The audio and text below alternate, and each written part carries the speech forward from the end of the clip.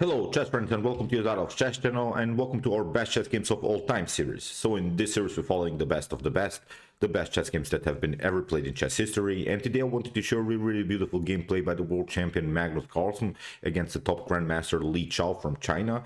This game was played in 2015 in the Qatar Masters, and Magnus Carlsen won this very strong tournament. For instance, Vladimir Kramnik, Vasily Ivanchuk played in this tournament, so it was really a sharp tournament, and Magnus Carlsen crushed them all, won this tournament with a clear result. But actually in 2015 it was, I think, a different Magnus Carlsen. He mentioned that many times in his interviews that he really loved the Magnus Carlsen from 2015, from 2014. In 2014, for instance, Magnus Carlsen had his peak rating when he broke Garry Kasparov's rating record. So it was a different Magnus Carlsen, but it's not the point that Magnus is now maybe weaker or something. Sometimes players are really changing their style. For instance, also the great attacker Mikhail Tal changed also his style from an attacking style to a more pragmatic and positional style. I think it comes with the fact when you're getting older, then you don't want to complicate things too much. You don't want to play so many sharp lines, so you can really search for simplifications. You can find great positional setups, and then maybe you're not vulnerable to your opponent's attacks, you're not vulnerable to some tactics. So we are having now probably the positional Magnus Carlsen now in 2021, but in 2015 it was Magnus Carlsen / Garry Kasparov. In this game you see the attacking skills by the world champion. It was really incredible game in the so-called Neo-Grunfeld defense, and the Neo-Grunfeld defense is a different Grunfeld setup. I used to play this opening when I prepared myself against the Grunfeld. I used this system. It's a very annoying system, I think, for black to handle. Let's check out now the opening, and of course this beautiful gameplay by Magnus Carlsen. So here Magnus opens with the move d4. We have knight to f6, c4, and now after the move g6, if you go, for instance, knight to c3, then you see d5 could happen, c takes d5, knight to d5, and now for instance, if you play e4, we're in the common Grunfeld, and that's actually not sometimes what you want to do. Here Magnus plays the move f3, and the cool part now about this f3 setup, still we can battle for the d5 square, but we don't have to trade off the knight, and that's, I think, a much better continuation here for white. As I said, I used to play this opening, and I'm really familiar with some lines, but in this game I think Magnus Carlsen would introduce us very cool lines of this opening, because an early flank attack is sometimes really possible against the Grunfeld, but especially in the Neo Grunfeld it's even more aggressive. Here Chao played the move d5, Magnus takes, c takes d5, knight takes d5, and now e4. And you see now after the move knight to b6, black didn't trade off the knight on c3, and then black is not weakening the pawn structures too much on the queen side. Black cannot play, I think, anymore the move c5 like he wants to do in the common Grunfeld setup, so it's not possible now anymore. And the cool part now for white is white doesn't have to castle anymore king side. Many times in the Grunfeld, white is castling on the king side, is relying here simply on the pawn center control. What I mean about that white has the slightly advantage in the center. Actually, it's very possible here to go into an early flank attack, because black, as I said, didn't weaken the pawn structure with the move knight to c3. If you play knight to c3, then b takes c3, then queenside castling would be very risky, as the pawn structure is simply too weak, and then with c5 black would eventually break the position. So I hope I don't complicate things too much now, but as I said, I think it's very important now for me to show you the differences between the Neo Grunfeld and the common Grunfeld defense. So here knight to c3, we have bishop to g7, bishop to e3, castling, queen to d2, and Magnus is immediately preparing now queenside castling. We have knight to c6. You see c5 is not so sharp anymore. We can simply take, and the problem is now the knight has to retreat. This pawn can be protected with further rook to c1 and similar ideas, so white will probably hang on to this extra pawn. So that's why the common Grunfeld move is not working here. So that's why black has to go into a different line with the move knight to c6, and Magnus simply castles. So there are now many ways to continue here for black. maybe one of the best ways is simply to play the move e5. Then white, I think, has to push the pawn on d5. If white opens the position too much, then black will simply simplify the position, trade off the queens, and then the flank attack is not so dangerous anymore. The flank attack actually with h4, h5 is only dangerous when we're maybe trading off the bishops. Then we're trying h4, h5, and then we're trying, of course, to sneak in with the queen somehow on the h file and deliver checkmate. So trading off the queens is simply not an option here for white. If white does that, then black has, I think, at least an equal position. Black is not risking here some checkmate threat. So here Li Chao plays a very aggressive move f5, and the problem is now if you take, then you're inviting your opponent into the game. The bishop will be very active. This bishop is done very active. You see both of these knights are very active on the queen side. So I think black would have a perfect setup, and you could have some trouble if you take out the pawn. So that's why you have to advance the pawn with the move e5. And now knight to b4 was played by Li Chao. So the problem is now the d5 square. The d5 square can be occupied by this knight, so black can still play on a very compact setup around the square d5. What Magnus Carlsen would love to do is, of course, play d5 himself, but it's a problem. You see, you're vulnerable sometimes to some knight to c4 attacks. That's actually also a threat. Knight to c4 here, knight to a5, knight to c4, then taking out the bishop. In the game, knight to b4 was played by Li Chao, and now Magnus goes knight to h3. If you try, of course, knight to e2, it's not so good because you're blocking out your light square bishop, and then knight to c4 would be a possibility. It seems like a strange idea to place the knight on h3, but actually this knight is not bad. It's temporarily on the edge of the board. It's not good, of course, to have your knight on the edge of the board, but this knight still has good activities with knight to f4. Here knight to g5, then something like, if the position allows it, for instance, bishop to c4 is also a threat. So that's why I don't think that this knight is still bad. This knight can be improved immediately in one move, so knight to h3 perfectly fine. And here queen to e8 was played, and the problem is now if you try knight to d5 here in order to challenge the bishop, the good part for white here is that white doesn't have to even react here. White can play simply king to b1, and if you take out the knight, the bishop with the move knight to e3, still queen to e3, and for instance you're trying maybe to develop the light square bishop. You see now the importance of the knight to f4, then maybe something like bishop to f7, and now h4. You see knight to c4. If that happens, still we can even take it now after d5. That's the goal, I think, that white wants here to put in the position. Although we're playing here two knights versus two bishops, but these bishops are really bad now. The pawn center control that white can build here is simply, I think, too much to handle. These pawns are supported by the rook here on the d file. We can also play something like rook to e1, and I think black's pieces would be simply paralyzed in this particular continuation. So that's why black has to be careful. It seems like a tempting idea, knight to d5, and maybe get rid of the bishop, because we said that bishop to h6 would be the main goal, and then something like h4, h5. But it's not so easy to take even out the bishop. I think black has to stay like this, has to maybe build simply a compact position around the square d5, but taking out the bishop is not such a powerful idea. So here after knight to h3, Li Chao tried queen to e8. The main goal of this move is a maneuver of the queen to f7, bishop to e6, and then to attack here the weak a2 pawn. Here in the game, Magnus plays king to b1. We have a5. Here Li Chao plays on the flank attack. We have, of course, the opposite side attack him. Black's king is on the king side, white king is on the queen side, so we have to be fast. Who is faster on the attack will probably win the game. So a5, a normal idea. We have bishop to e2. Magnus finishes his development. Again, I'm repeating, I've mentioned these ideas many times, but I repeat myself again. So there are these three stages of the opening. So developing the minor pieces, securing the king by castling, and then maneuver the queen from the first rank and connect the rook. So Magnus has now finished his development, and what he needs to do now is simply an improvement of his minor pieces, maybe knight to f4, knight to g5, and simply push the pawn h4, h5, and try this idea bishop to h6, and maybe deliver checkmate on the h file. So here c6, Li Chao simply builds his defense around the square d5. As I said, he can never allow Magnus to play this d5 move himself. He has to keep the position around the square very compact, and Magnus simply improves again a new piece, rook to c1.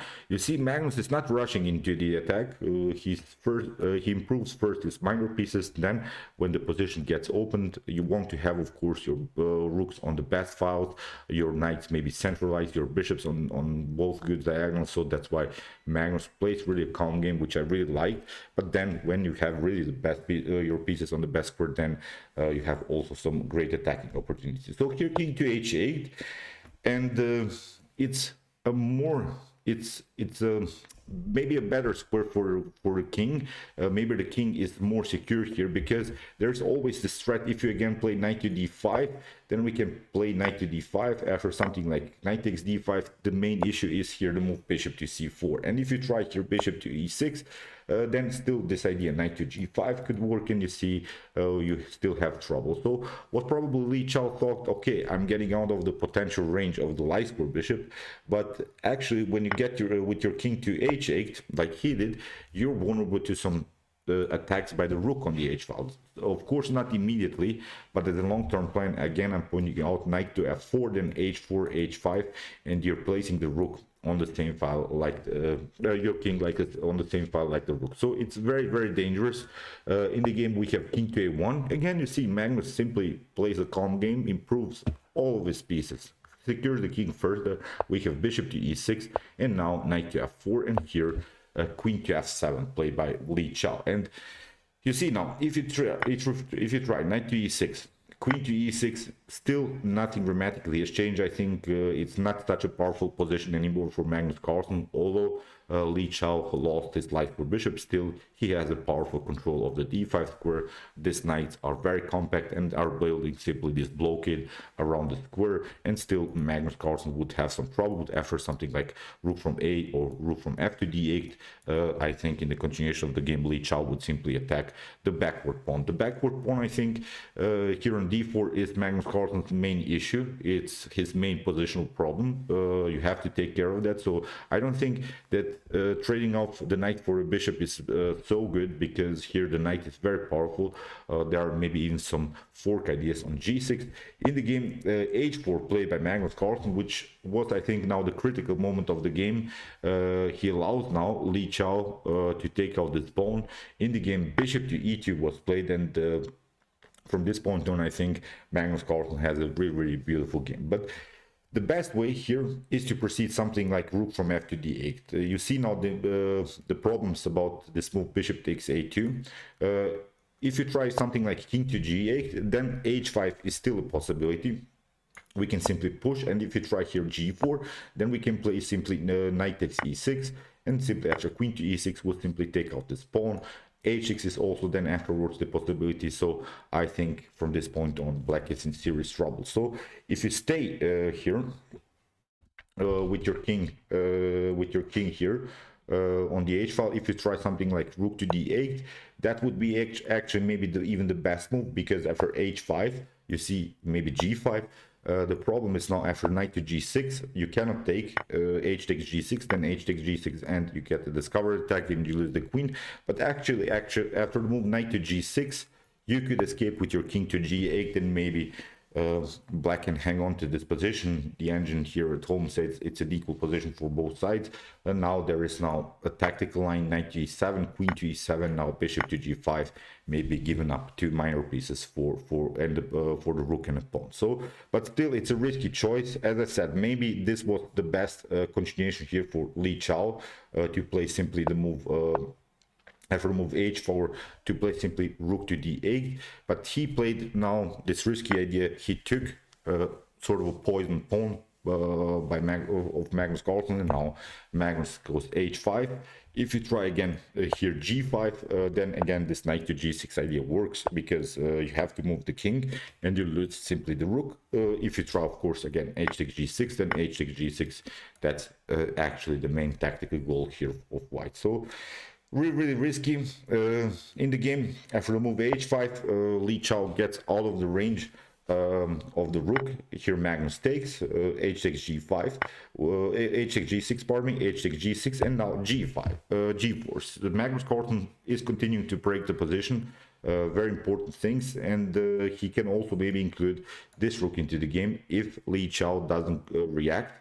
If you allow maybe here white to take, g takes f5, then rook to g1 could be a possibility, and when we place both of these rooks on the g and h file, this king is, I think, dead immediately. And now bishop to b3, and this is now a huge mistake by Li Chao. But as I said, after the move king to g8, it was a bad game anyway for black. The only way to defend this position was actually to move rook to d8, which we have analyzed.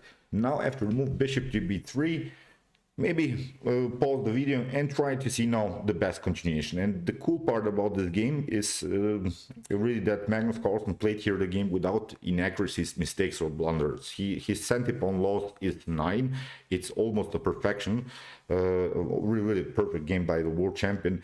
After the move bishop to b3, as I said, pause the video and try to see now maybe the best next move here for white.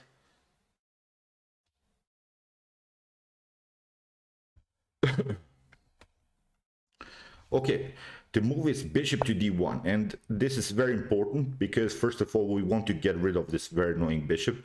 Then this position is defendable, the knight is controlling still the a2 square, but the main problem now for black is that white can include the queen into the attack on the h file, and that's really wild, because if you take bishop takes d1, then I think immediately we can play queen to h2 with the checkmate threat, and then afterwards we can take out this one, queen to h2, queen to h7. We will simply take. Also e6 is a possibility. After move queen to h7, then knight to g6, and similar ideas. And black's position is simply falling apart. So here after move bishop to d1, Li Chao realized his problems, and he's trying at least some kind of a counter attack. He tries a4.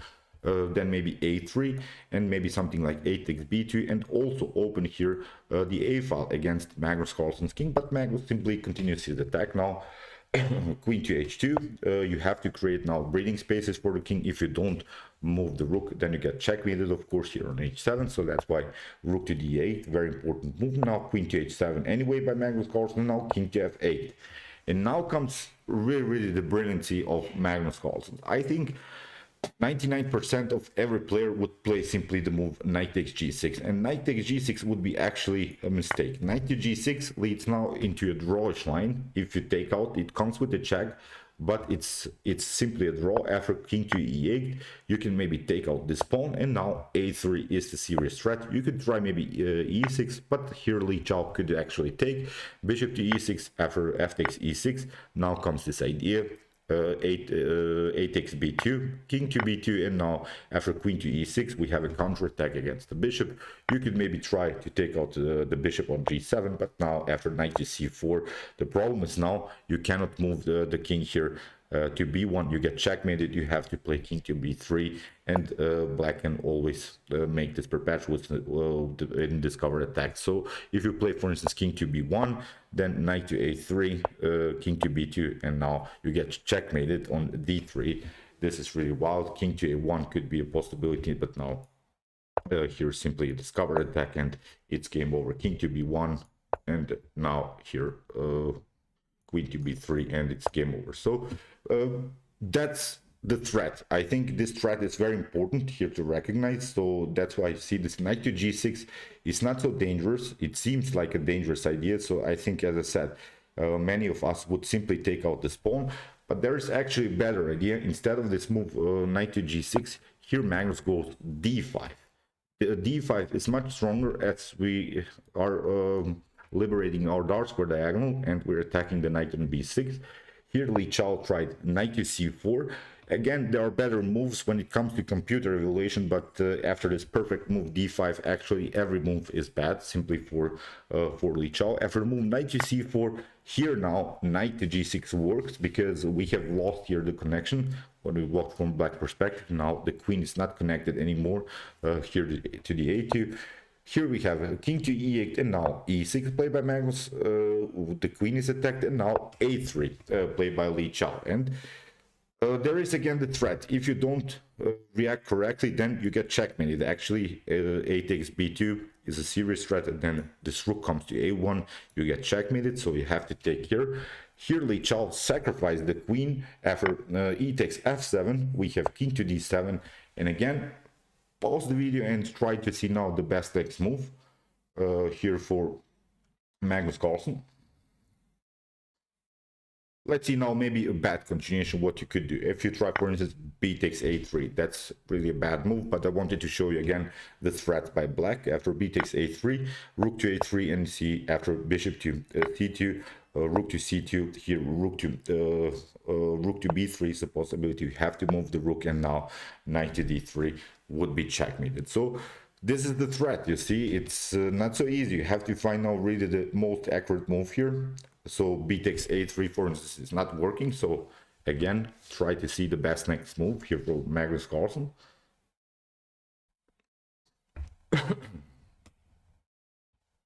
Okay, the move is knight to e5, and at least this move comes with a check, but we have liberated now the queen diagonal. We can also attack the f5.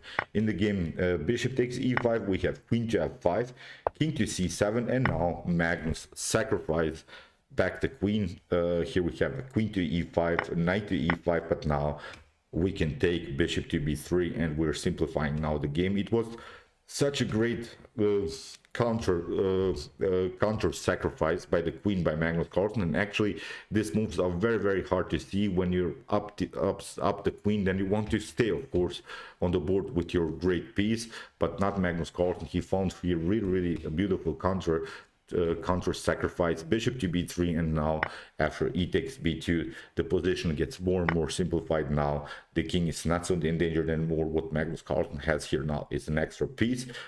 Here in the game we have knight to d3, and okay, here Magnus Carlsen comes out of this tactical sequence with two minor pieces for rook, but still we have here a very annoying pawn, and still we can connect these two pawns and simply push them further. It's now a completely winning endgame here for Magnus Carlsen. We have king to c8, because you cannot take, of course, knight to c6, then you get checked, and you have serious trouble. So that's why here in the game king to c8 was played, and now Magnus simply takes, d takes c6, b takes c6, and now here comes a really important move, f4. In this position, Li Chao resigned. Knight to g4 is not working, you get bishop to e6, and you lose a new piece. So beautiful game played by the world champion Magnus Carlsen. Really wild stuff. You have to sacrifice back the queen. Beautiful Neo Grimfield attack. I really love this game, and I think I'll add it into my repertoire, how to beat the Grimfield defense. As I said, I played several times this opening, and I think I can understand now better this position. It's really beautiful attacking game by world champion, and also great counterattacks by Li Chao. But as I said, in this game, Magnus Carlsen played such an accurate game. You can, of course, see the PGN in the description below. Analyze for yourself. It was really a perfect chess game by the world champion. So, okay, I hope that you enjoyed this game. I really enjoyed it a lot. If you want to see more attacking brilliances like this, check out my whole series, the best chess games of all time series. Here's the link. And if you want to see maybe the best chess engine games, check out my best chess games played by engine. Here's also the link. I've created many videos about Stockfish, Lila Zero, Alpha Zero, and so on. And if you like this content, don't forget to subscribe to my channel. See you soon with some more videos, and chess is the best, of course.